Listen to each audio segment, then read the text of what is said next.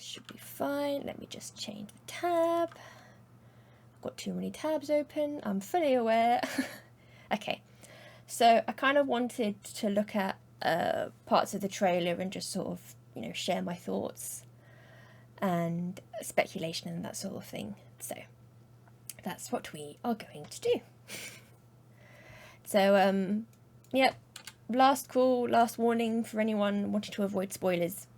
This is the moment. Okay, so let me know if the volume's at all weird, but we'll start from the beginning and we'll go through. Peggy 16. That is loud.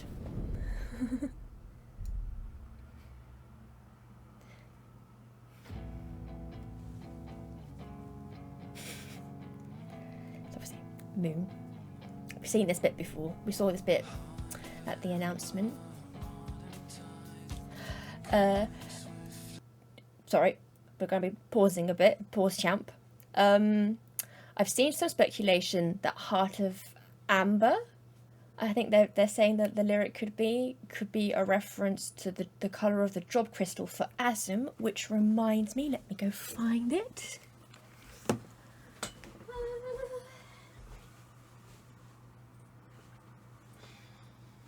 Yes.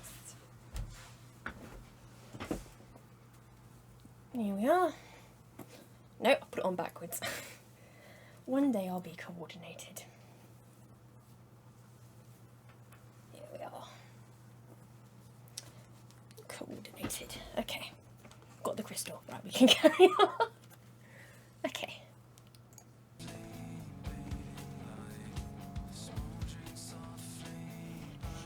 So we see the great Paladin and Warrior of Light reveal. Love to see that.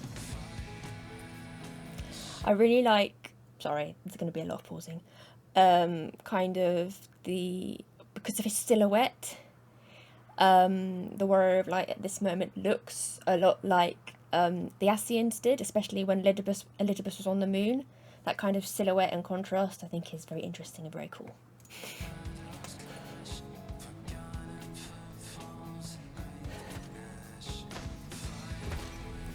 Exactly, Symphony, exactly.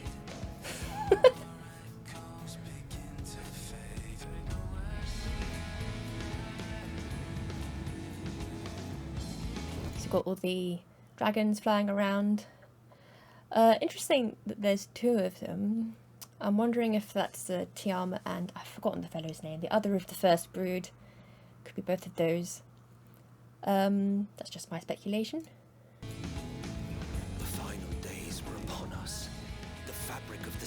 Begun to fray, its land rent by tooth and claw. We love to hear Emmett Silk narrating. We love to see Alizé too.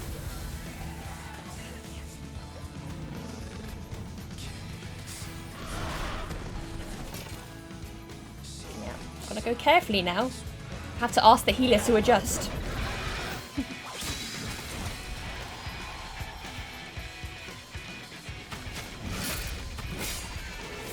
And here's the healer. I'm so excited to play Sage. Alizé. My son. Love these two. I can look after myself, you know. And I've had enough of this rot. Come on.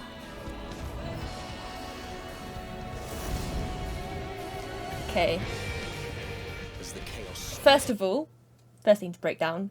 Loving this rendition of the Heavensward music. Very cool.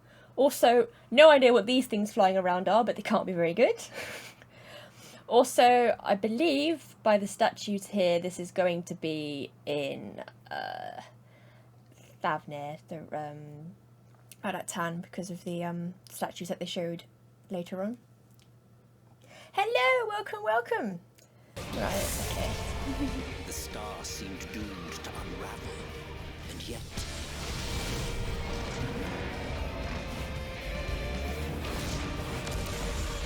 there were those who stood in defiance of that fate. We love Estinian. What a babe. The hour is come, Vritra. Vritra, sorry, that was the name I couldn't remember. love the whole look of this dragon. Very cool. I'm very interested to see how he comes to work with us. It's all or nothing.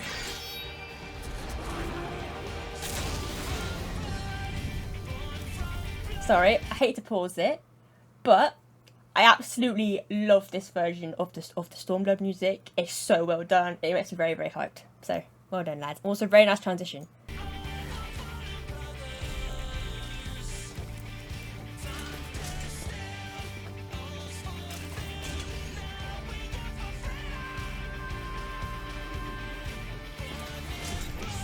Sorry, pausing again. The whole kind of way the system and layout works, it reminds me a lot of the Void Arc. So I'm sure I'm not the first person to make that comparison. I'm sure other people have made that comparison, but the way it all kind of links together is very Void Arc-y, for lack of a better term. So interesting how that might have an impact there.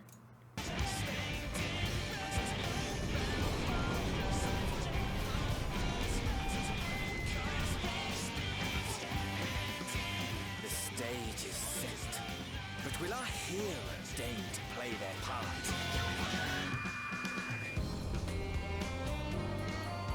You took your time. 'Tis as... Sorry, another pause. Another nice transition. Always love to see these two in CG.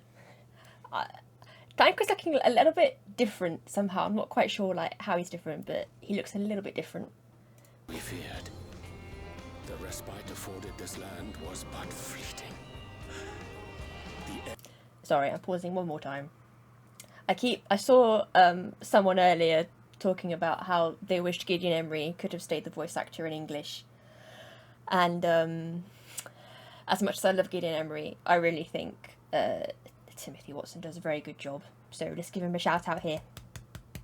We love it. So yeah. Also, I'm quite amused with this pose you've given Thancred while he paused.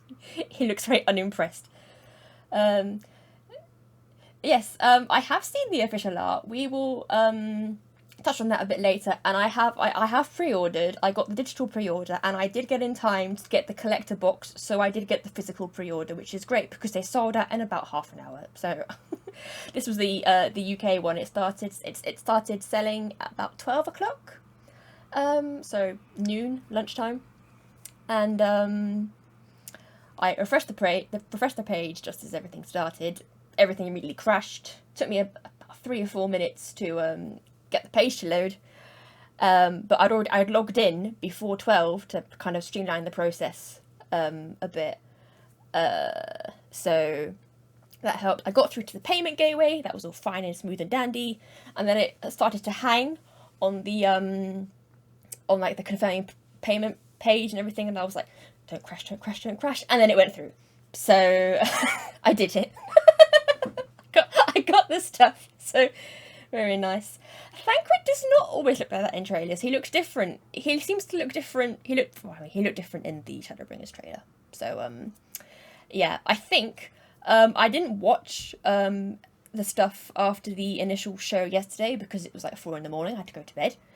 But I believe there was a comment on the development team behind the video that they were very glad they could get the video out in time, so it's possible that there may have been a couple of tweaks or whatever they wanted to make further, but the important thing was finishing this in time for Fanfest. So yeah, so there may be, I don't know, some things I'm not entirely happy with, but I really like the trailer, so yeah. And they definitely are upgrading stuff. Things definitely are much more like high end. End draweth nigh.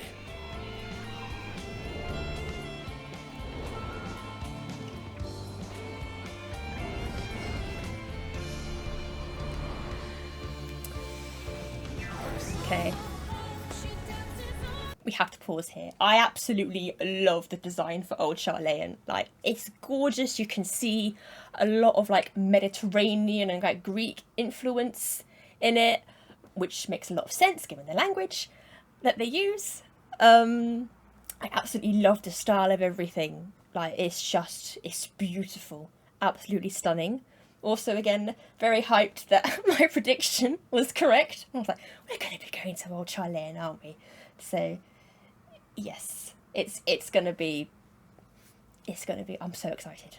And I'm excited for a number of reasons. I think in the back, I think that's the mansion. They might have shown in some of the other pictures, but I might be wrong. They showed a mansion in kind of the follow-up stuff, and they said this will be very important. So my guess is it will be important for a familial reason that we'll come on to as certain someone appears in the trailer. But yeah, let's carry on.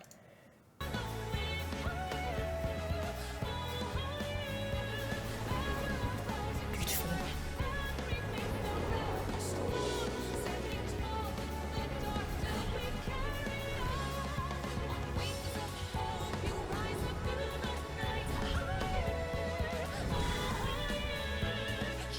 I knew it.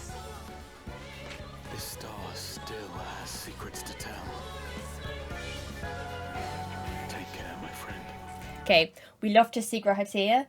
Indeed, as you're saying, the best road trip of all time with these guys. It's going to be good. He looks, I have to just point this out, he looks like a K-pop star in this pose. And I like it. It works. So, yeah. I think my little sister would like him.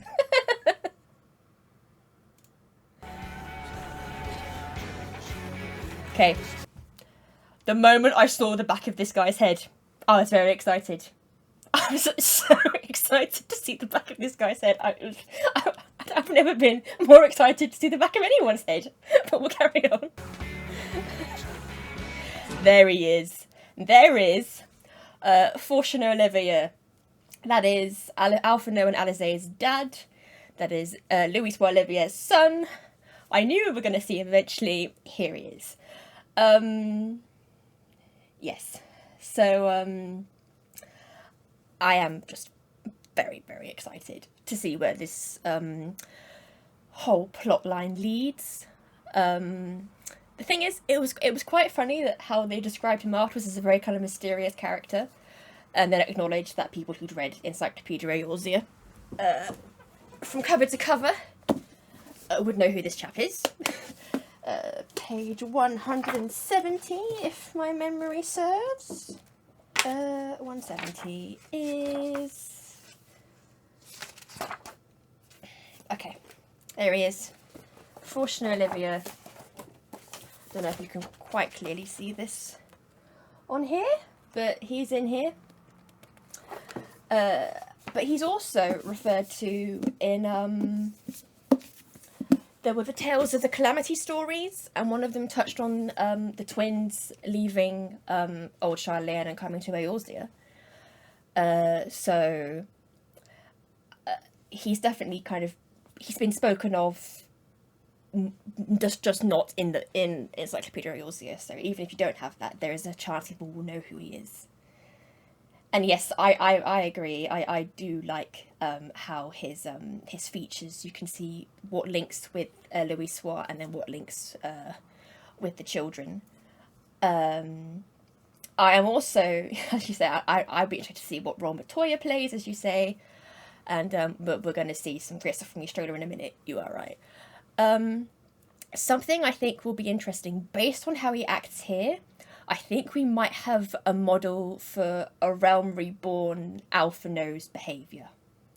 I think this might explain quite explicitly a lot of why Alphino is the way he is in a Realm Reborn, and why he acts the way he does. I get a sense from how he is here that he's taken kind of an idea of how to lead, how to be in charge from his father, because he's head of the forum. So I think that would be really interesting to see. So looking forward to that. Again, good spot that there are only women on the council. I'm interested to see if there is a motherly figure involved. If we are going to see Mrs. Livia.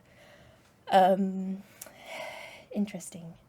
Yes, I think you're right. I think there may be a lot of healthy debate and discussion between father and son. I can see that sort of thing happening. I think I can see Alizé getting quite crossed, but that's Alizé, as much as I love her. So, yes, so I think this is really, really interesting stuff potentially here. I'm very excited for this. There was another point I was going to make. It's just gone out of my head. One moment. So yeah, got again that whole familial story there. Counts when they actually get stuff done. Perhaps. That's it. The other point I wanted to make is that another point that's touched on in, I think it's Tales from the Calamity, is that Mr. Livia here, Mr. Fortunato, was actually the one who tried to initially broker a peace with Garlemald, and he tried to deal with Gaius Van Belsar when they wanted to initially invade Alamigo. So he was involved in trying to prevent that from happening just by coming to some sort of other arrangement, and needless to say, that didn't work. So it will also be interesting to see, depending on what relevance Gaius has going forward, the fact that we're sort of working with him and alongside him, that could also be interesting in terms of seeing maybe there might be how we're acting, maybe there'll be some jealousy there that we've, you know, that we're now dealing with him in a different way.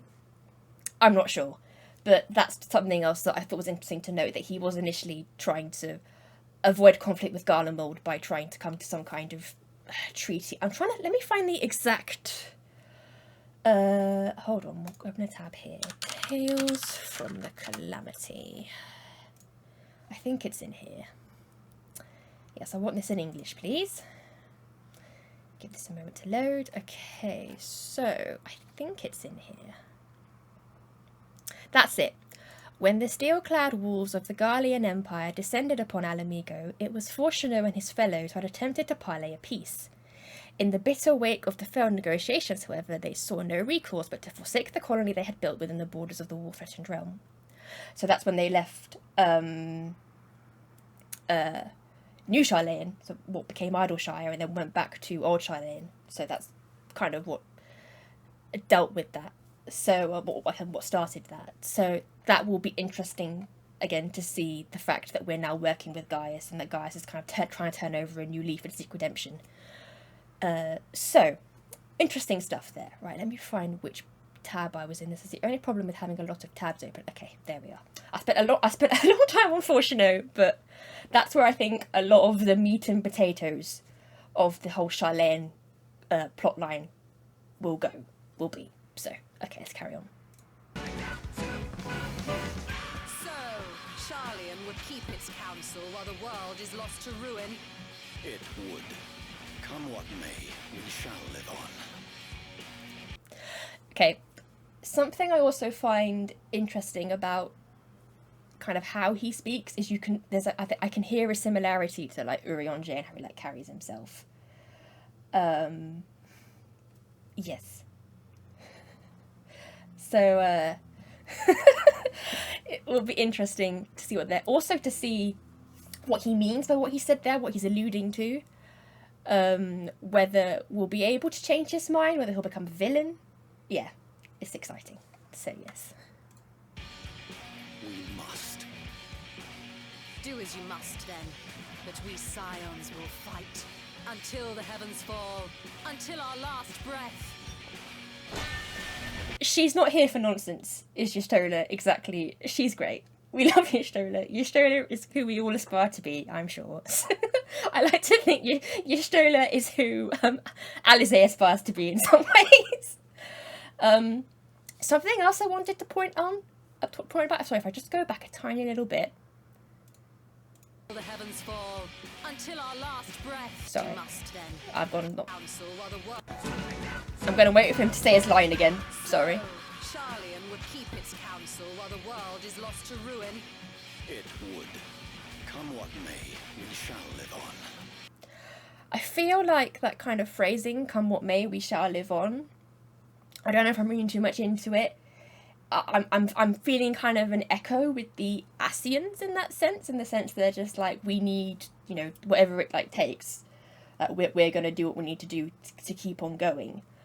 So I've thought for a while that probably Old Sharlayan is probably the nearest thing they have in terms of how the society is set up. That's kind of probably the nearest kind of counterpart or parallel to Amarot, as far as there can be one.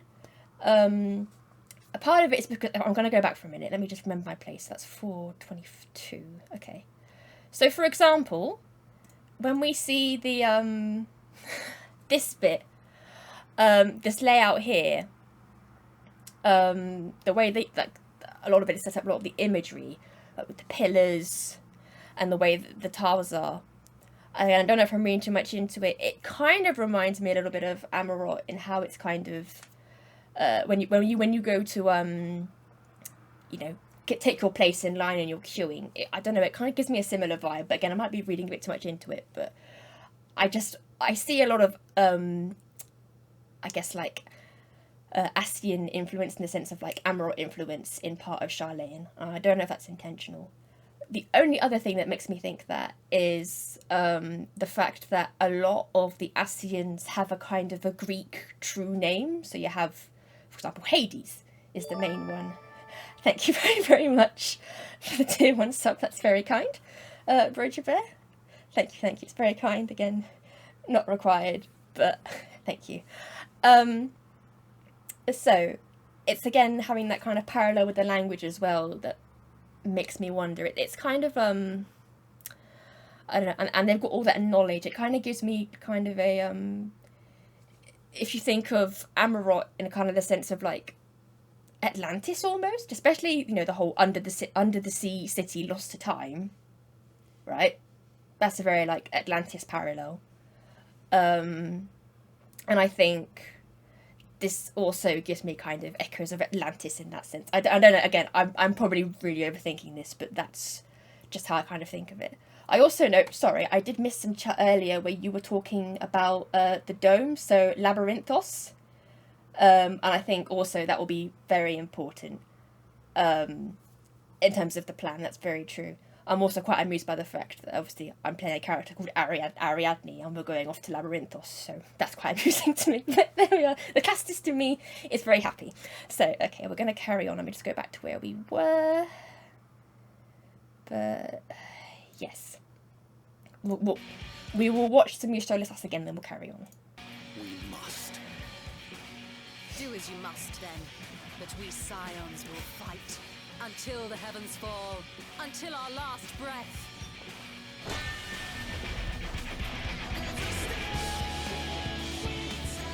Sorry, we love to see the scythe. Very cool. I think it suits him very well, that Reaper aesthetic. So yeah, looking forward to seeing some. I feel like this expansion is going to redeem Xenos in the sense of it's going to give him more than just, I really, really want to fight. I think it's going to give him, you know, more to do. Not to say that I really need a good fight, I want an equal is not a bad motivator, but it's just having a kind of a reasonably good motivator set against all of these villains that have very fleshed out and well done motivations. It kind of pales in comparison in that sense. It doesn't make it bad, it's just not as good. So I'm looking forward to, I'm actually very excited to see Xenos in this, and I didn't think I would be, so that's good. I love his pose here. I just love his bravado. He's just so confident and I love it. So yeah. And so El Talmar is saying Atlantis was the code name they used internally before they settled on Amarok. There you go. But again, I don't think it's exactly an obscure comparison to make in that sense. I think having a city lost to time under the sea, you know, that is Atlantis in a nutshell. So anyway, let's carry on.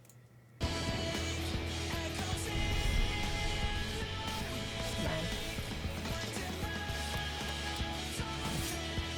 Love it. So I have to go back a tiny bit. Just a tiny second. We're going to look at old Fan Daniel's face. I know some people may not want to see Fan Daniel's face. Some people have noted he actually looks quite almost angry here. So a lot of people, we've had the idea that Xenos is trying to manipulate Fan Daniel into doing something for him. But some people are looking at this bit and thinking, hang on a minute, it's going to be the other way around. Like, Fan Daniel's got some bigger thing going on more than just kind of destruction. There's going to be kind of a bit more to him that we're going to find out. So, I don't know. I like this pose here. please don't hate him, okay? It's fine. I mean, we'll hate him, like, for, you know, story reasons. I'm willing to give him a chance. Man.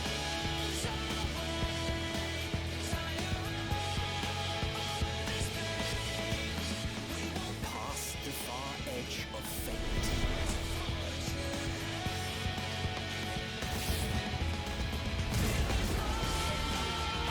And then we've got, is that anima? Anyway, excited for moon things. Green blades dark and light.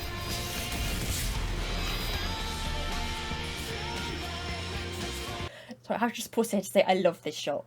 Absolutely love this shot. It's gorgeous. I love it.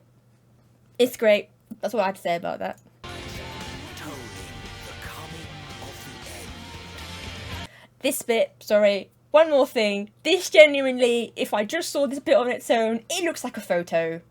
I'm expecting someone to turn around and cosplay. It doesn't look like CG here. It's amazing.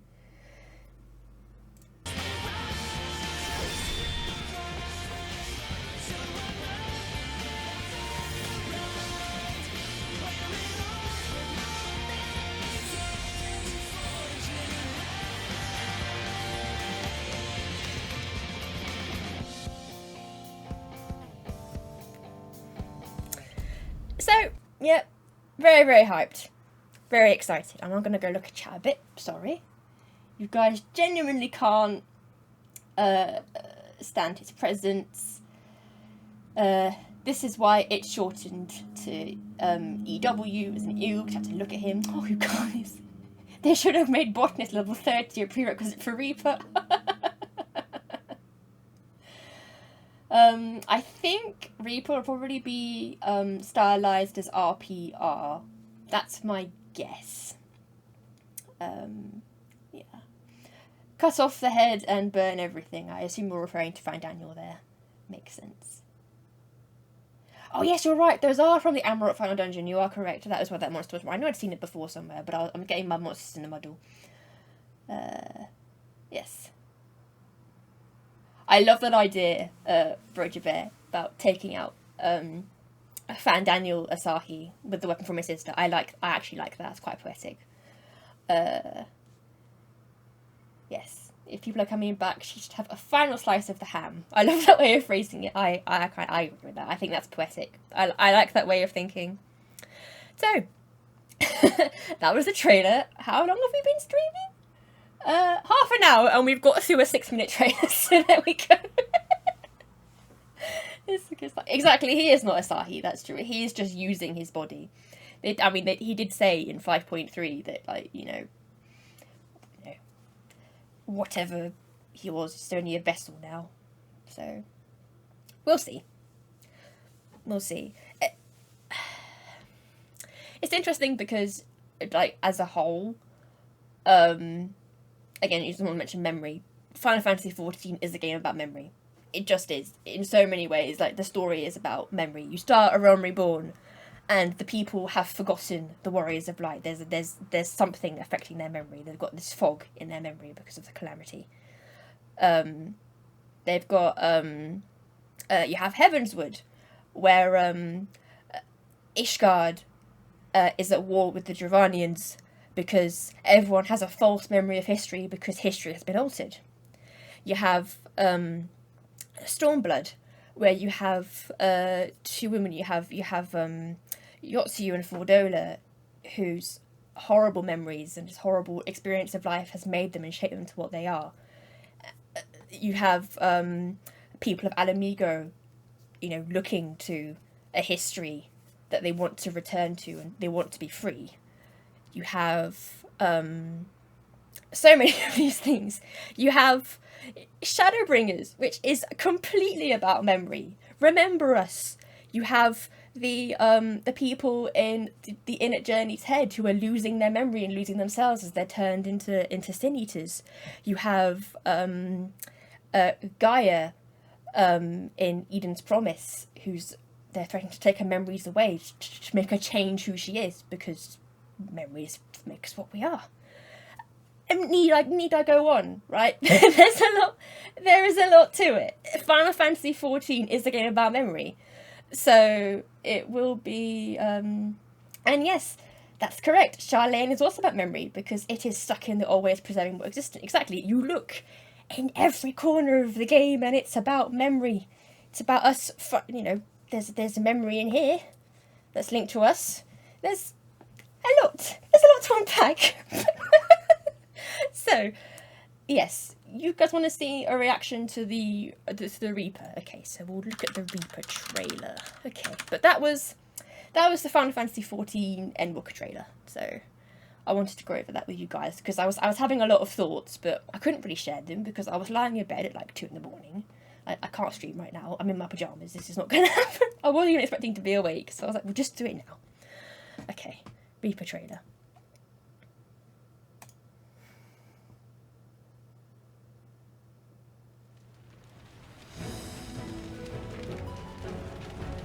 Okay. Not gonna lie, at this point I thought it was a necromancer, like just completely gonna be called necromancer, because it was giving me a lot of vibes of the necromancer enemy in Hero's Gauntlet.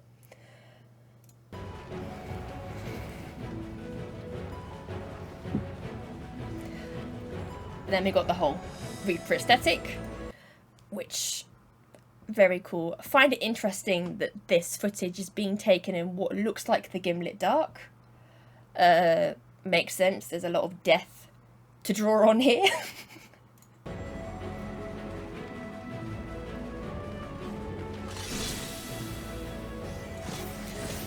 One more thing. I do wonder if the current global situation affected the design of the artifact gear, whether they knew they had to make something that would have a mask that fit in so that Yoshi P could wear it, or maybe they just thought, well, if you're going to be near dead things, you need to have your mask covering your face.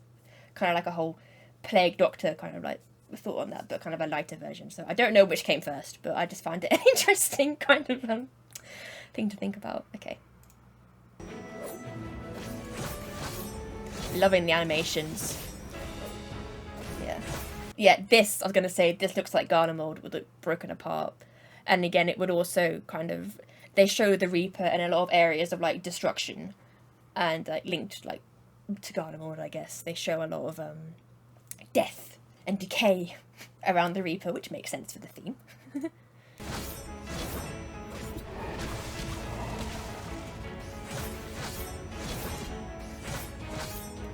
Again, really like the animations. I really like the sounds as well. Like, it sounds like very impactful and very kind of like, oof, like, I'm feeling it.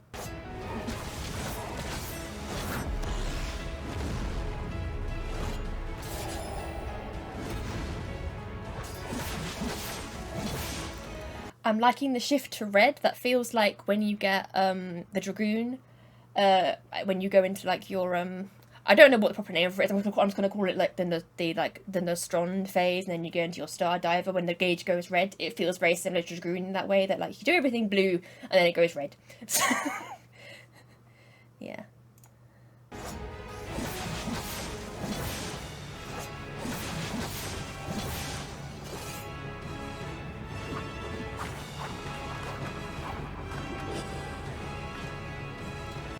Okay, I am assuming that this is going to be like the V pose for the Reaper as well, which is very cool. I really like the music they used as well. It seems like a phase where the Void Scent joins with you for extra deeps. Yeah. It does indeed look like that. So that's interesting, and I'm looking forward to seeing how that plays. I'm very excited. And as I say, I don't normally really get along very well with melee jobs. Like, my favourite melee job is probably like Dragoon and then Samurai, but things like, I don't know, I don't really get along with Monk. And I really want to like Ninja, but I'm not very good at it. But yeah, it'll be interesting to see. And it'll also be interesting to see how many positionals it has. So we'll see what happens there. So obviously there's the Reaper. Yeah, anything else you want me to look at? Maybe just like some comments I wanted to make. I really enjoyed like watching the presentation as a whole. Like, even though I was really tired, like I was very invested. Really enjoyed that. It was just, you know, And considering that they didn't have an audience to bounce off, and it was just each other, I think they did really well. I think that's really important to bear in mind. I felt very sorry for Yoshi P in his heavy costume. Because he looked like he was getting very, very warm. Kept reaching for his water. I'm going to be thinking of that when I'm seeing the Reapers running around. Yeah, no, I really did. I kind of enjoy seeing everything play out. I'm looking forward to seeing what comes up later. I noticed a lot of people in the YouTube comments were asking about the Job Actions trailer, but when we got the Job Actions trailer for Shadowbringers, we were much nearer release. So I think we have to be prepared to wait a bit longer for that. Everything's kind of been thrown out of whack a bit with like the content that's going to happen, and it is going to be one. Yes, the sprint for the pin. The fact he was like, "Wait, they want to see the Aspen pin." He's like, "Oh, he goes to go get it." That was so good. I loved that. I'm looking forward to getting mine. Yeah, but you can really see. I think the thing you always feel when you're watching Yoshi P and Koji Fox talking about the game, you can just tell how much they care about it. And how much they just really want you to be like, hey, look at this cool thing we're working on. Like, isn't it great? And I love the whole like feel of it. So, you know, yeah. And I'm very, very happy for people who were really, really excited and happy to see a male Vieira, and that they mentioned female Hrothgar as well. Because while I don't, you know, new races aren't really a thing for me to be thinking about, because I'm never gonna Fantasia my main, because she's been the same since I started. At that point, it's too late for me to Fantasia. Like, she is who she is. But I'm just excited that people who wanted these things can get them in, and I am a bit, you know, I love the lore of like this game and like what surrounds it, and then you see a very few people just being like, oh, well, the law says that there's no male VR. I'm like, guys, this is Square Enix. This is the team writing the game. You know, they can write new lore. They're in charge of it. They can make lore make sense. They can have a way around it. They're in charge. They can do it. And especially when you normally get lore excuses as to why you can't do things, as to why things are restricted. Here, they're going to be adding lore to make things open up, and I think that's great. We're going to eventually have a version of this game where there is no gender locking, and I think that's really fantastic. Yeah, and I understand that there's issues still with Hrothgar and Vieira in terms of their implementation and the hairstyles and all of that, but I do think, and I know I watched a Zeppelin video recently on this, about how they have promised that they are going to amend these things. And so I'm hoping, my hope is, I haven't got anything to base this on, my hope is at the time that the Vieira release, at least the male Vieira, not sure about the Hrothgar, they will implement the change that they said that they will make, and they will make things compatible. So, fingers crossed that we hear more about that. So yeah. I just, on principle, I'm not really a fan of gender locks. I kind of like to define, I guess, like, why my character is doing what they're doing. I mean, I play a lot of D&D, and like, role-playing and that sort of thing. And generally speaking, in a lot of games like that, you don't get, you know, they can't say, oh, you're this race, you can't be this class, or you can't be this, you can't be that. You define why you've taken that path. And so when you have gender locks, it does kind of take you out of it a bit for me in that sense, because I'm like, I want to choose what I'm doing. I don't want to say, oh, well, the law says you have to do that. No, why does the law say that? Anyway. Hey, Cujo. I am very excited for Sage and Reaper. I'm very excited indeed. Looking forward to trying those out as soon as I can, basically. I had a question for you guys. So I got the pre-order, so I will get access on the 19th, I think, of November to the game. And I wanted to ask you guys a question. So, do you want me to go straight to the MSQ the moment I get access to the game and start streaming it? Because I do want to stream my playthrough of the MSQ. Or do you want me to wait until the full release, so people have had a chance who want to do the story and then watch other people react to it? do you want me to then like level or whatever and then wait for the full release before doing MSQ on stream? Because part of me thinks maybe I should wait, and then part of me thinks maybe people want to watch it on YouTube afterwards. I'm not sure. So I'm going to give this some more thought, but if you guys have any thoughts on kind of how you prefer me to do it, because I appreciate most people will want to do like their playthrough kind of blind. They want to just do their thing, and you know. So if you're saying go straight to MSQ, so I can't discuss stuff with you. Okay, that's true. I'm not going to decide it like here and now, but it's just kind of something I'm thinking about how I'm going to do it, because I want to stream the entire MSQ. That's what I want to do, because we're going to be reading the whole story within a 6.0, so I want to share it with you guys. But yeah, okay, thanks guys. So I'll be thinking about that. Yeah, okay. Sure, as I will definitely be, as I said, streaming it. It will go on YouTube eventually, along with the other things I keep meaning to put there. It's going to happen. I'm behind.